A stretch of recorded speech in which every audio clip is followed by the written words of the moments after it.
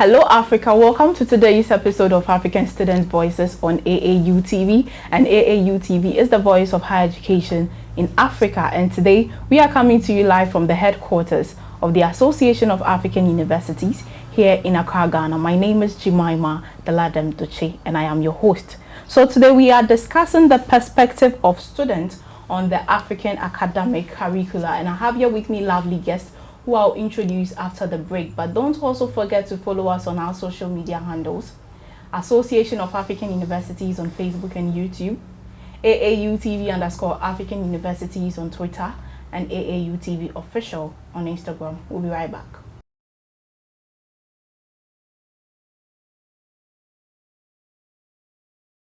Welcome back from the break, and if you just joined us, this is African Students Voices, and today we are discussing the perspective of students on the African academic curriculum. And I have here with me lovely guests all the way from Nigeria, and I'll give them a minute to introduce themselves. I'll start from you.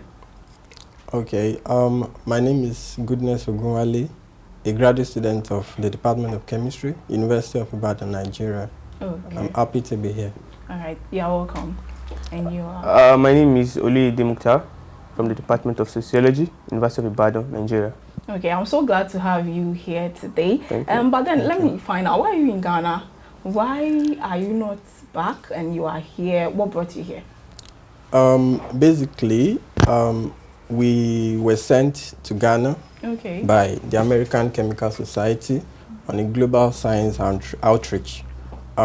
It is observed that in our society, a lot of young people are more interested in entertainment and arts rather than sciences, or what you would call STEM, the science, technology, engineering and mathematics and medicine and the like. So the American Chemical Society has sent us as delegates to go out to reach into other African countries, like we started in Nigeria, to encourage youth participation in higher education and especially in STEM courses.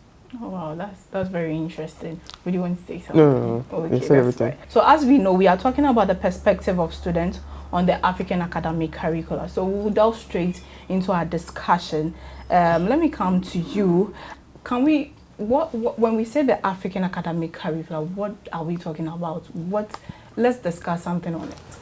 Okay, well, African academic curriculum, it entails or it involves subjects. Okay. It involves activities that are beneficial to students.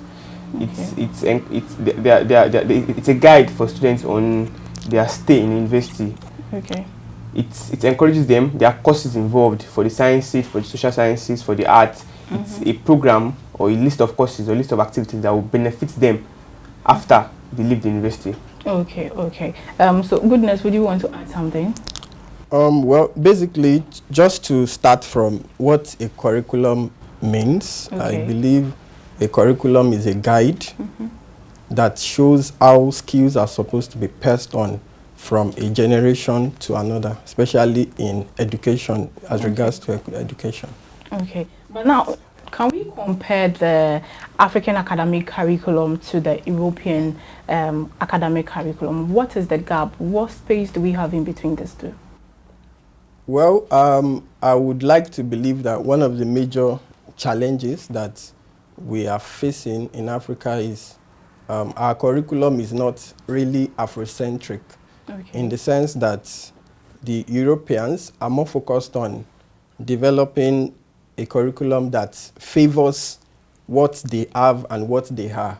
They are trying to build on their histories and where they started from and where they want to be. Meanwhile, in Africa, it looks like we are trying to copy what they are doing. We are not really building on where we started from. So it looks like we are forgetting our histories and looking at how to take advantage of what we have with us or things we have that we can also build on. So our curriculum is not really Afrocentric. It's not encouraging what we have in Africa. Okay, but the European is actually encouraging what they have. Yes. Okay, would you want to add something? Yes, just a bit. Like you said, the African curriculum here compared to the Europeans, ours in Africa is should I say, a bit old.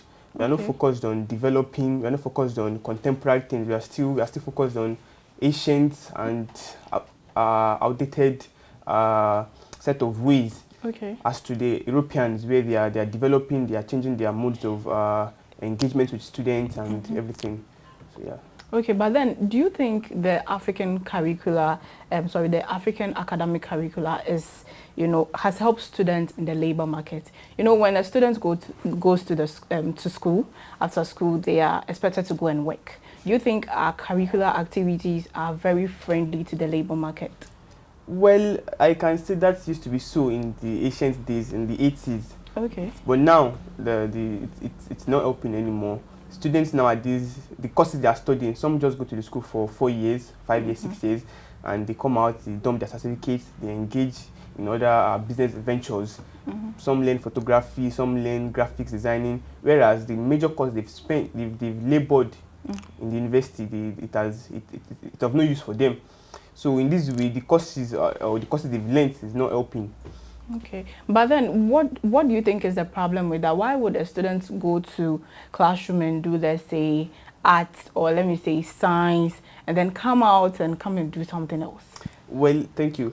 You see, okay, for Nigeria, for example, now the economy is, should I say, bad? It's not favorable. There are companies are not willing to employ. They're looking for years of experiences. For example, now, if you graduate now, a newspaper daily will put that, okay, they're looking for a graduate with 10 years of experience.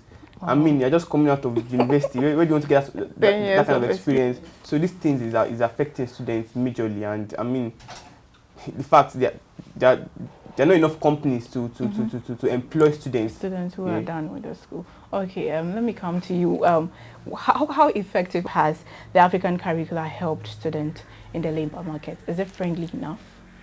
Well, as a contributing thing to what has already been said, I want to believe that the way the world, or should I say the developed world, is evolving with their curricula, Africa is really not evolving, though a lot of countries are now trying, the likes of South Africa, Tanzania, and so on. But however, I believe that the rate of unemployment in Africa is still one of the highest. South Africa has about 28% rate of unemployment in the world. And we could see that one way through which we can help ourselves as Africans is to incorporate maybe the vocational skills that people go out there after schools, like my colleague mentioned. After school, they learn it from maybe people that are not really very professional in that. So is there a way we can include such curricula into our academic system whereby people are formally trained? Maybe they even go there for 4 years. I'm aware that in Ghana, there are some courses where you can take BSc in photography or BSc in shoemaking and all of that. So what if other countries in Africa imbibe such culture? And I believe that would definitely reduce the unemployment rate in the society. So we need to be more focused on things that would help employ our students instead of taking them through courses that we don't even have equipment for practice after school. Okay, so now we want to base more on the practical type of courses than the one that we sit, than the white-collar jobs that we sit in the office to do. I think that's very interesting. So I have an article here by the African Development Bank Group, which says that the African education sector continues to face serious challenges of irrelevant curriculum and poor learning outcomes, inadequate political commitment and financing, and weak link with the world of work. What do we make of the statement? I'll start from you, Goodness. What do you make of the statement? Okay, well, I want to believe that just like we've stated earlier, a lot of things we have in our curriculum presently, they are not really favoring the present conditions we have in Africa. We know that in developed countries, there is a lot of mechanizations going on. They have the funding, they have the equipment. There are a lot of brains in Africa, right? But we are limited by the funding, or we are limited by our equipment that we have. So there are a lot of people ready to maybe put into practice what they have learned.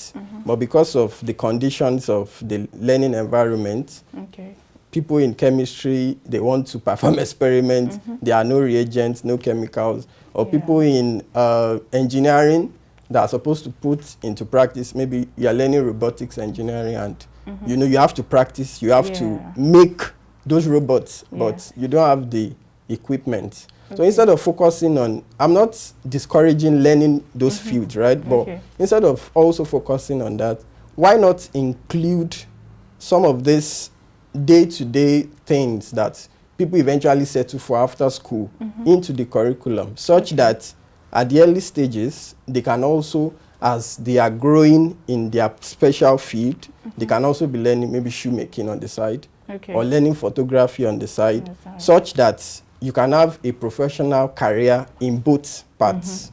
So that's, I believe that that statement to some extent is true.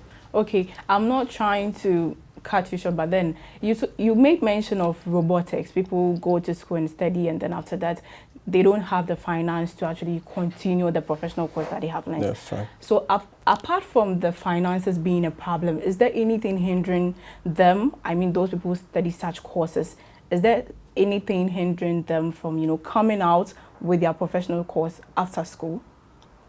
Well, I believe it all boils down to the finances. Okay. Because finance for this type of things come from the government. Okay. And when the government itself is maybe not interested in the education sector, to say that, for instance, in Nigeria now, the academic staff university union, they are currently on strike for about 3 months. Wow. And negotiations keep going on, and renegotiations and renegotiations. I believe in developed countries, they also strike. But maybe in 1 month, they are back to work. A lot of students are back home now, you know, doing nothing, or they have to settle for learning some of these handiworks. So if the government itself, where the funding can come from, is not really interested in educational sector, it speaks a lot to this. Okay. All right, that's good. So let me recap on the statement. Okay, so according to the article, it says that African education sector continues to face serious challenges of irrelevant curricula and poor learning outcomes, inadequate political commitment and financing, and also weak link with the world of work. What do you make of the statement? Well, I would first like to pick the political commitment here. Okay. That is very, very important. Like my colleague here said, when the academic staff in the university, they are on strike now. That says a lot. Okay. This particular union fights for the right of students and lecturers, and even the welfare of the university at large. Okay. Now, imagine students have been on strike for over 3 months now, with no end in sight. I mean, this is a form of discouragement for those that are even willing to learn. Yeah, that's true. And this is not even the first time it's happening. There's been a time we've gone on strike for 9 months. Really? That's almost like a year. Yes, and it's so sad because, of course, I've been at home for 9 months and I've not been reading, I've not been doing anything.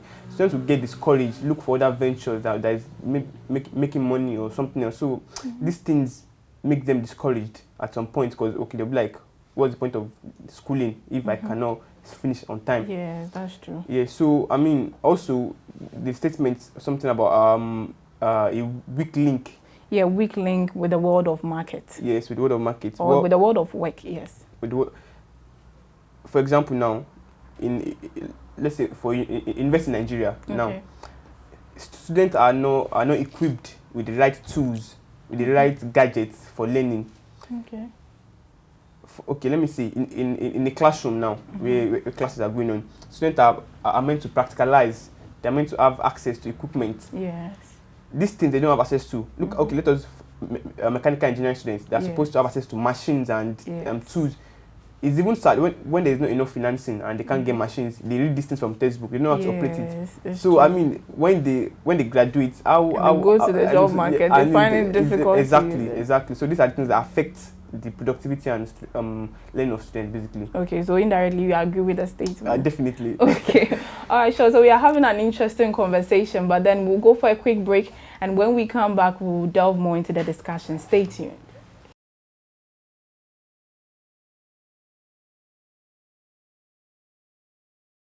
Welcome back from the break, and if you just joined us, this is African Student Voices on AAU TV, and today we are discussing the perspective of students on the African academic curricula, and we're having such an interesting conversation. But don't also forget to follow us on our social media handles: Association of African Universities on Facebook and YouTube, AAUTV_African Universities on Twitter, and AAUTV Official on Instagram.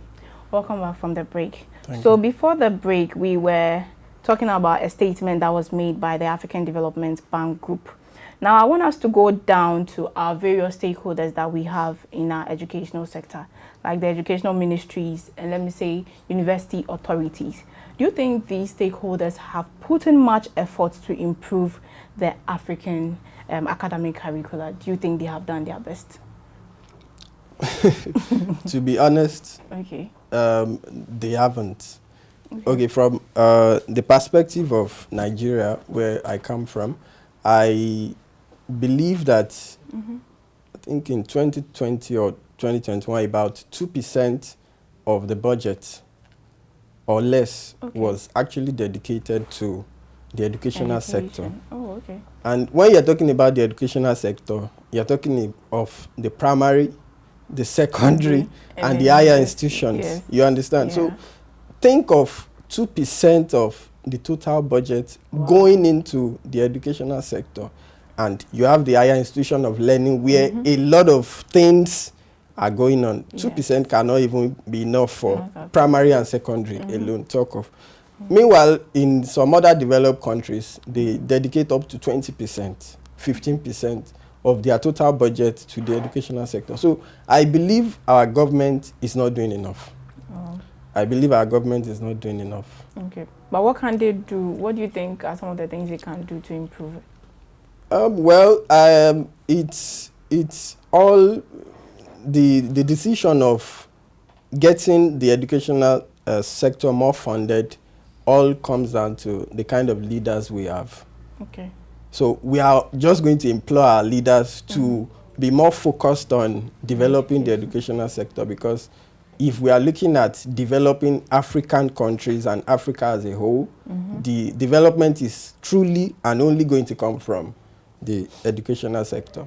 Because when you talk of digitalization, who brings digitalization if not people who are in the educational sector? So we will just implore our leaders because they are the decision makers and they are the major stakeholders in all of this. Okay. All right. So let me come to you. Would you want to add something? Yeah, just something little. About stakeholders. Let me start with lecturers, for example. Now. Okay. We have professors, we have senior lecturers, we have assistant lecturers. Yes. It's sad that we have lecturers that are over 65. These lecturers or these professors have course notes. Yes. That goes way back to over a decade. Wow.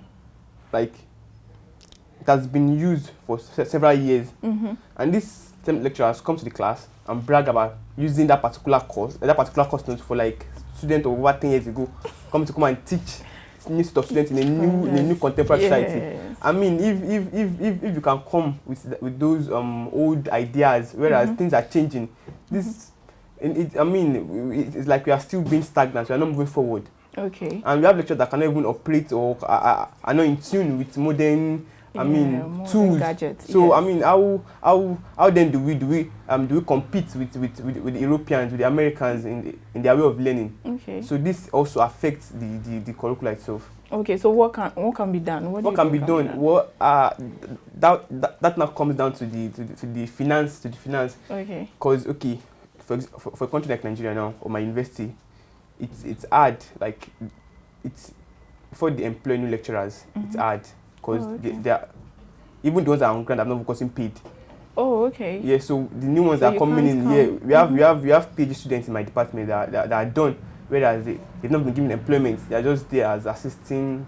I mean, these things discourage education in itself. Interesting. Okay, so we are almost coming to the end of the show, but I want us to talk about general problems that are associated with the African academic curriculum. What are the general problems that we think we can talk about that cut across? Yes, goodness. Okay, thank you very much. I am aware that we have different types of learning approach. We have the subject-based learning approach, we have the teacher-based, we have the problem-centered learning approach and all of that. And there is one that is currently being employed by a lot of African countries right now, which is the competency-based curriculum learning approach. Okay, so I believe that in our African universities, or for African education at large, we have to shift from the teacher-based learning approach to a more student-based learning approach, where students, as they learn, also have hands-on experience on whatever they are learning. So you don't just say, oh, take these notes. You don't just say, okay, present these seminars, but you also have to make them involved in the whole process by making them practicalize whatever they are learning. So if you are talking about someone in the sciences now and a chemistry student, for instance, and you have taught them everything about equations and how reactions are made and how maybe drugs are made, you have to, even if it's in a small setting, a miniature setting, you have to practicalize whatever you are telling them, because that is when they get more interested in whatever they have learned. And then the interest keeps growing from there and they develop on that. Then another thing is, I was reading a book some time ago, Outliers, The Stories of Success by Malcolm Gladwell, where he talked about why Asians, especially Chinese and Japanese, are very good with mathematics. He actually suggested in that book that these people are very good with mathematics because they were trained in their indigenous language. So people that are not, they don't have English as their indigenous language, they struggle with mathematics or other tough science subjects when compared with some of these Asian people. So, and I believe that, for instance, when I was in high school, I was taught history, I was taught Yoruba language, which is my indigenous language. A lot of that is no longer in the curriculum now, or it's not made compulsory. So people are they are losing touch of African history. They are losing touch of what they should know, because if you know where you are coming from, it will help you wherever you are going. So I believe that we can actually put into the curriculum that kind of approach, teaching people maybe from the nursery and primary in the indigenous language, such that all of this European or world class teachings are taught in our indigenous language. They get the basic knowledge and understanding of it. Then at upper levels, you can now start training them in English. I believe that would help. I believe that would help. Also, our research findings. What are we doing with our research findings? Because a lot of projects, seminars people conduct, they end up in the shelves. That's true. No implementations, because maybe it all comes down to government again, because no implementations, and then a lot of private sectors, they are not really interested in. I'm aware that in India and some of these countries, some companies actually fund PhD students to experiment. You know, maybe they've been having some challenges. They come to the academics, they fund PhD students to actually embark on a research. They can say, the research is going to be for 1 year, and you are expected to come out with results. Interesting. You can't waste the fund. So different collaborations from different universities, and they are funded by private sectors, which I believe is on the decline, or it's no longer existing in the African settings. So these are some of the things I believe are the problems, and we can improve on. It. What do you think? So can you give me a rundown? Okay, so we are talking about the we are talking about some of the problems that are associated with the African academic curricula. What do you think are some of the problems that cut across in our universities nowadays? Well, you provide some solutions to the problems here.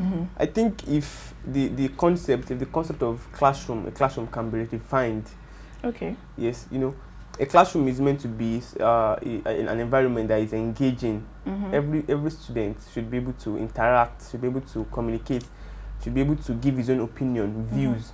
Okay, my department now, sociology, we encourage talking, we encourage bringing examples from what's happening in society. Okay. So this itself encourages students to speak up, to look at happenings, contemporary views in society, and inculcate it to their course, to their subject, and make them have more a holistic approach on how things work. Okay. So as to a classroom that is just lecturer will come, that's on the board. Students must just write it and they come back. They just cram and pour out.